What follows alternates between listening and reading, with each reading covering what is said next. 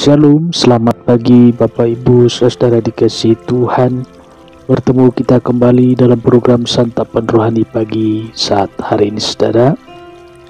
Kita masuk di dalam doa. Bapa di dalam sorga, terima kasih ya Tuhan, pagi hari yang indah ini kami mengucap syukur atas kasih setia, pertolongan dan perlindungan-Mu Tuhan, yang menyertai setiap langkah hidup kami. Khususnya pagi hari ini Tuhan, kami bangun dengan sehat, tidak kurang suatu apapun. Inilah yang menjadi syukur kami ya Tuhan. Sebentar kami akan mendengarkan firman-Mu.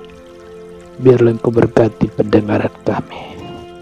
Biarlah Engkau berkati Tuhan firman-Mu Tuhan yang akan tertanam di dalam tubuh roh dan jiwa kami. Berkati Tuhan pemikiran kami, supaya kami Tuhan dapat menerima firman-Mu. Di dalam nama Tuhan Yesus kami berdoa dan mengucap syukur. Haleluya. Amin. Bapak Ibu Saudara dikasihi Tuhan, kita baca kebenaran firman Tuhan. Lukas 24 ayat 16 saudara. Tetapi ada sesuatu yang menghalangi mata mereka, sehingga mereka tidak dapat mengenal Dia. Anda kenal Yesus, saudara? Hampir semua orang Kristen serempak dan ketika langsung menjawab, kenal. Kan setiap minggu di gereja nama Yesus diberitakan dalam khotbah dan juga dalam nyanyian. Yesus adalah Tuhan yang datang ke dunia mengambil rupa seorang manusia. Saudara dikasihi Tuhan, lahir di kandang domba, hidup sengsara, disiksa, dihina, hingga mati di Golgota. Saudara, itulah pengenalan sebagian orang terhadap Yesus. Hanya sampai di situ saja. Cerita Yesus berhenti setelah ibadah selesai. Di manakah Yesus dalam hidup kita? Di manakah Yesus dalam hidup saudara? Tidak sedikit orang Kristen mengenal Yesus hanya 2 jam saja di ibadah saudara. Selebihnya tidak terdengar lagi. Mengapa hal itu terjadi saudara? Banyak orang mengalami kematian padahal kelihatannya masih hidup, walaupun tubuhnya ada di dalam gereja, tetapi sesungguhnya jiwanya hampir mati. Kematian semu menimpa mereka karena sebagai masalah hidup ini saudara. Kematian semu menimpa mereka karena berbagai masalah hidup ini. Orang merasa mati ketika dinyatakan dokter kena kanker. Orang merasa mati pada saat usahanya gagal dan bangkrut saudara. Orang tidak punya semangat lagi pada saat dikhianati pasangannya. Orang seakan mati ketika hidupnya gelap dan tidak berarti lagi, bergelimbang dosa. Kita sudah mati walaupun tubuh kita masih bergerak. Yesus tidak nampak lagi dalam hidup ini. Kematian Yesus mengguncangkan murid-muridnya.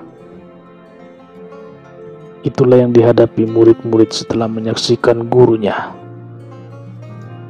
Setelah menyaksikan guru mereka, Yesus yang berwibawa dan penuh kuasa, mati dengan cara yang mengenaskan. Murid-murid yang sebenarnya masih hidup rupanya ikut mati bersama guru mereka yang disalib saudara.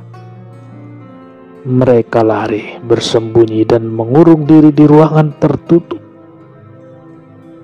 Mereka dicekam ketakutan yang luar biasa pada waktu melihat guru mereka disiksa dan digantung di kayu salib.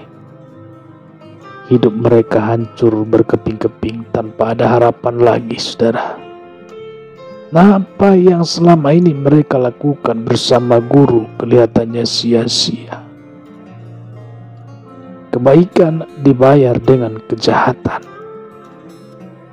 Seperti peribahasa, air susu dibalas dengan air tuba. Untuk apa berbuat baik? Untuk apa rajin beribadah? Untuk apa hidup bersih? Sia-sia, lebih baik mati saja. Bagaimana dengan hidup saudara? Bagaimana dengan hidup kita saudara? Sudah berapa lama ikut Yesus? Saudara rajin ke gereja? Atau saudara kenal Yesus secara pribadi?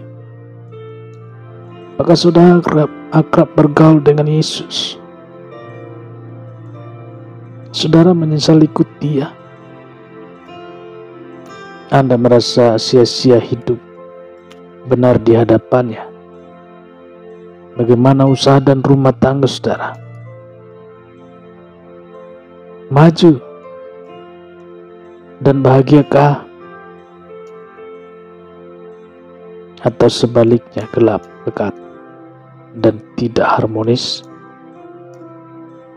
Saudara, jangan biarkan kesusahan hidup menghalangi mata Anda melihat Yesus. Dia ada dan selalu hadir dalam jalanmu. Dia ada dan selalu hadir dalam jalan kita, saudara. Dia tidak pernah bergeser sedikit pun dari kita. Dia adalah Tuhan yang setia. Cintanya kepada kita tidak bergantung apakah kita setia atau tidak kepadanya.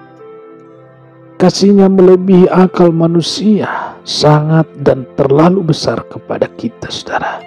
Jangan biarkan pergumulan hidup kita membuat kita tidak melihat Dia lagi. Saudara, dikasih Tuhan, Dia mati untuk kita. Dia mati untuk saudara. Dan Dia bangkit untuk kita juga, saudara. Dia bangkit untuk saudara. Puji Tuhan. Kita masuk dalam doa, saudara. Bapa di surga, terima kasih pagi hari yang indah ini.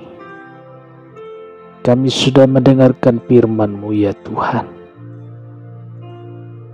Biarlah firman-Mu ini Tuhan tertabur di dalam hati kami, bagaikan tanah yang subur, berakar, berbuah, dan menjadi berkat bagi banyak orang. Terpujilah nama-Mu Tuhan. Begitu juga kami yang sudah mendengarkan firman Tuhan pagi hari ini.